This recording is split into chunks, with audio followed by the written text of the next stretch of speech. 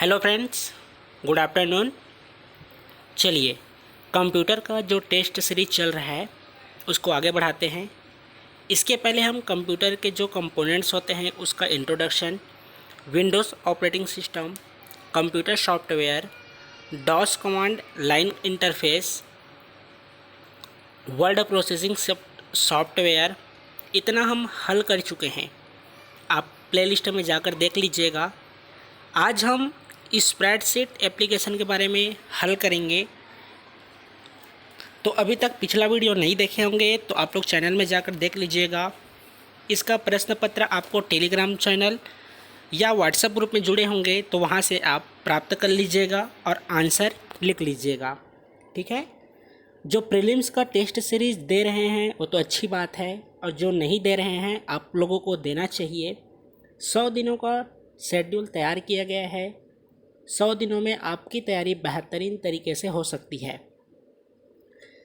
बहुत अच्छा रिस्पॉन्स है छात्रों का, अच्छा तैयारी कर रहे हैं। तो आप अपने बैच में ही अगर प्रथम स्थान नहीं प्राप्त करते हैं तो आपको तो छत्तीसगढ़ से प्रीलिम्स क्वालिफाई करना है। तो देख लीजिएगा आपकी रणनीति क्या है, उसके बाद आप अपना तैयारी का आकलन कीजिएगा। प्रत्येक प्रश्न के लिए 10 सेकंड का समय दिया जाएगा। 10 सेकंड में आपको बताना है। पहला प्रश्न है, MS एक्सेल क्या है? ऑप्शन ए है विंडो पर आधारित प्रोसेसर पैकेज। बी ऑप्शन है विंडो पर आधारित स्प्रेडशीट पैकेज। सी ऑप्शन है डॉस पर आधारित स्प्रेडशीट पैकेज। या डी ऑप्शन है डॉस पर आधारित प्रोसेसर पैकेज।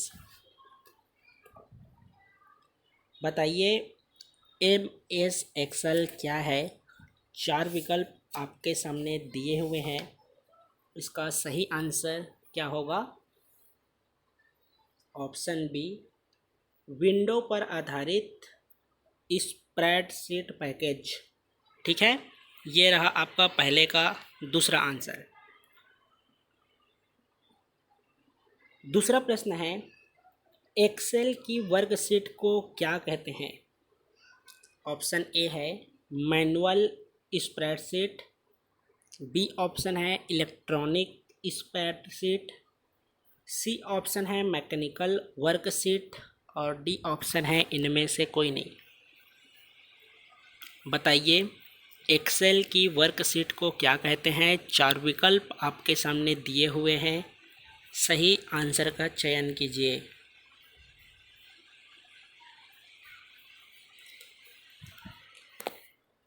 सही आंसर हो जाएगा ऑप्शन बी।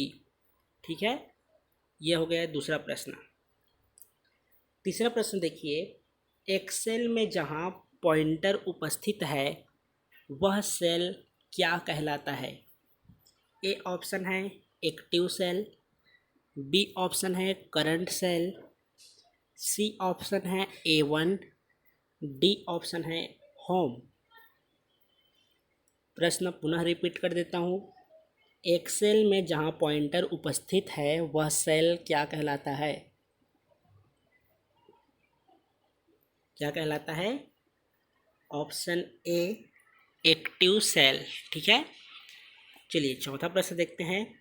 चौथा प्रश्न है आपका, बिलिंग अकाउंट का ट्रैक रखने के लिए किस प्रकार के सॉफ्टवेयर के प्रयोग किए जाने की सबसे ज़्यादा संभावना है? ए ऑप्शन है वर्ड प्रोसेसिंग। बी ऑप्शन है इलेक्ट्रॉनिक पब्लिशिंग। सी ऑप्शन है स्प्रेडशीट। और डी ऑप्शन है वेब आयरिंग। चौथा प्रश्न है, बिलिंग अकाउंट का ट्रैक रखने के लिए किस प्रकार के सॉफ्टवेयर के प्रयोग किए जाने की सबसे ज़्यादा संभावना है?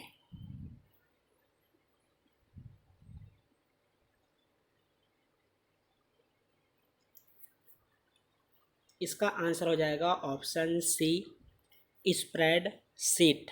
ठीक है, पांचवा प्रश्न देखिए, निम्न में से कौन सा एक स्प्रेडशीट सॉफ्टवेयर है? ऑप्शन ए है वीसी कैल्क, ऑप्शन बी है मल्टीप्लान, ऑप्शन सी है लोटस 1 2 3 और ऑप्शन डी है ये सभी। बताइए, प्रश्न पुनः रिपीट कर देता हूँ। दिए हुए 4 विकल्प में से कौन सा एक स्प्रेडशीट सॉफ्टवेयर है? इसका आंसर क्या हो जाएगा? ये सभी जो 3 विकल्प दिए गए हैं तीनों स्प्रेडशीट सॉफ्टवेयर है। ठीक है। छठवां प्रश्न देखिए, निम्न में से कौन सी एक्सेल की क्षमता है? ए ऑप्शन है वर्कशीट, बी ऑप्शन है डेटाबेस, सी ऑप्शन है ग्राफिक्स और डी ऑप्शन है ये सभी। बताइए जी, दिए हुए विकल्प में से कौन सी एक्सेल की क्षमता है? आंसर हो जाएगा ऑप्शन डी, ये सभी। सातवां प्रश्न, एमएस एक्सेल का फाइल एक्सटेंशन है। बताइए, 4 विकल्प दिए गए हैं। एमएस एक्सेल का फाइल एक्सटेंशन है।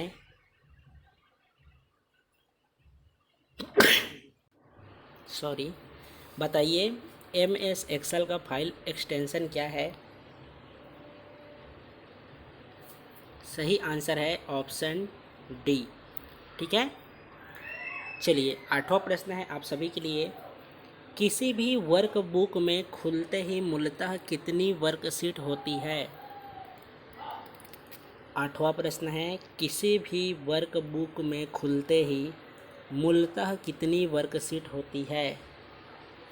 ए ऑप्शन है 3, बी ऑप्शन है 10, सी ऑप्शन है 12, डी ऑप्शन है 4। बताइए, आंसर क्या हो जाएगा? Option A 3। नौवां प्रश्न देखिए, स्प्रेडशीट में डेटा कैसे ऑर्गेनाइज होता है? ए ऑप्शन है lines and spaces, B option है layers and planes, C option है हाइट एंड विड्थ और ऑप्शन डी है रो और कॉलम। बताइए जी, स्प्रेडशीट में डेटा कैसे ऑर्गेनाइज होता है?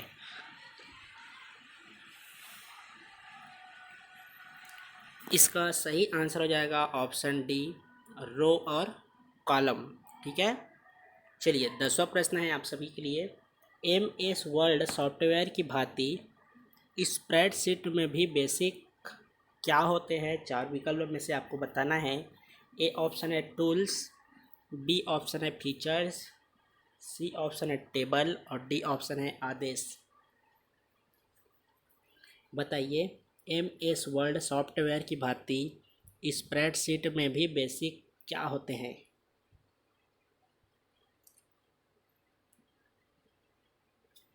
क्या होते हैं जी? ऑप्शन बी, फीचर्स होते हैं। ठीक है। चलिए, 11वां प्रश्न देखिए। 11वां प्रश्न है, एक्सेल वर्कबुक संग्रह है। Option A chart, option B workbook, option C worksheet और ऑप्शन डी है ए और सी दोनों। एक्सेल वर्कबुक संग्रह क्या है? 4 विकल्प में से सही आंसर का चयन कीजिए। सही आंसर है option C, worksheet.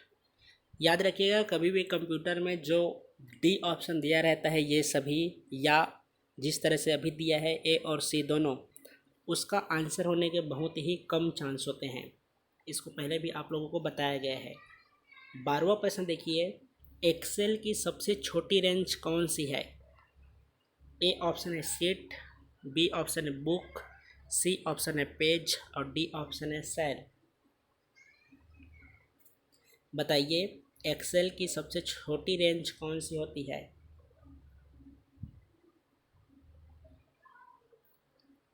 Option D cell होती है।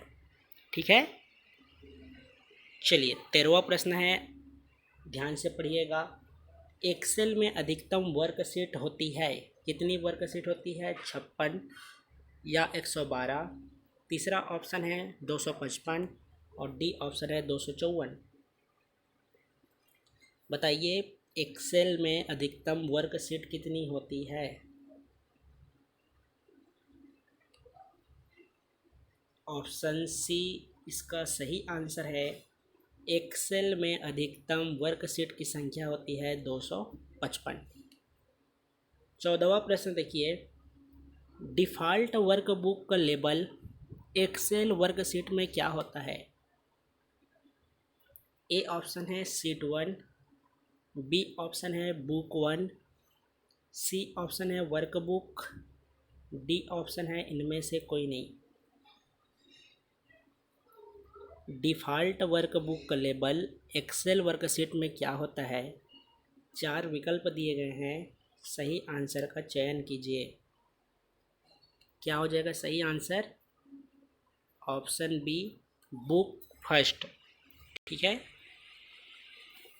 15वां प्रश्न देखिए, एक्सेल शीट में कॉलमों की कुल संख्या कितनी होती है? इस तरह से प्रश्न तो नहीं पूछे गए हैं, लेकिन वर्तमान में जिस तरह से प्रीलिम्स का एग्ज़ाम हुआ है पूछा जा सकता है। ठीक है, एक्सेल शीट में कॉलमों की कुल संख्या कितनी है? बताइए, 4 विकल्प आपके सामने दिए हुए हैं, इसको याद रख लीजिएगा। 16,384 कॉलम होते हैं। ठीक है, 16वां प्रश्न देखिए, MS एक्सेल 2010 वर्कशीट में संकेत जो इस तरह से है उसका क्या नाम है?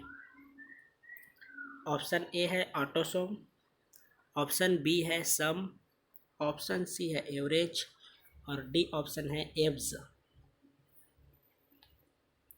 बताइए जी, MS एक्सेल 2010 वर्कशीट में जो संकेत दिया गया है उसका क्या नाम है? क्या नाम है? ऑप्शन ए ऑटोसम। ठीक है,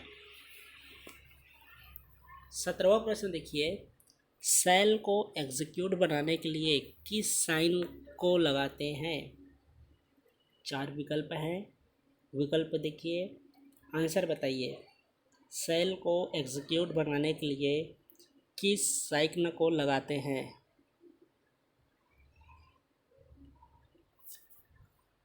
इक्वल, बराबर का साइन लगाते हैं। ठीक है, 18वां प्रश्न देखिए, एक्सेल में कोई फार्मूला किस चिन्ह से प्रारंभ होना अनिवार्य है? एक्सेल में कोई फार्मूला किस चिन्ह से प्रारंभ होना अनिवार्य है? इसको भी याद रखिएगा, ऑप्शन बी इक्वल से। ठीक है,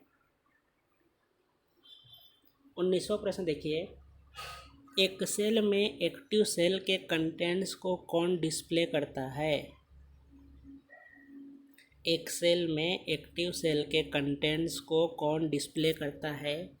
ए ऑप्शन है नेम बॉक्स, बी ऑप्शन है रो हेडिंग्स, सी ऑप्शन है फार्मूला बार और डी ऑप्शन है टास्क पेन।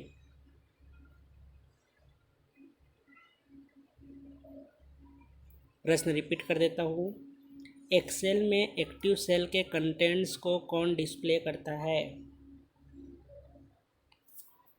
कौन करता है? ऑप्शन डी फार्मूला बार।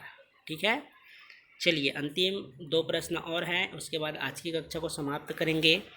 यदि आप मेरे इस चैनल में कोई भी छात्र नए होंगे तो चैनल को सब्सक्राइब करके बेल आइकन को क्लिक कर लीजिएगा ताकि समय पर आपको पूरी जानकारी मिल जाए। यदि अभी तक आप प्रीलिम्स का टेस्ट सीरीज ज्वाइन नहीं किए हैं तो कर लीजिए, फ़ायदे में रहेंगे। 20वां प्रश्न देखते हैं। 20वां प्रश्न है, निम्न में से किस सेल को होम कहा जाता है?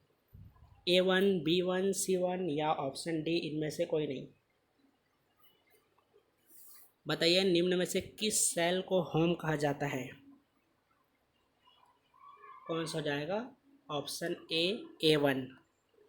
ठीक है, ऑप्शन बी देखिए, अकाउंटिंग स्टाइल नेगेटिव संख्याओं को खाली स्थान में दर्शाता है।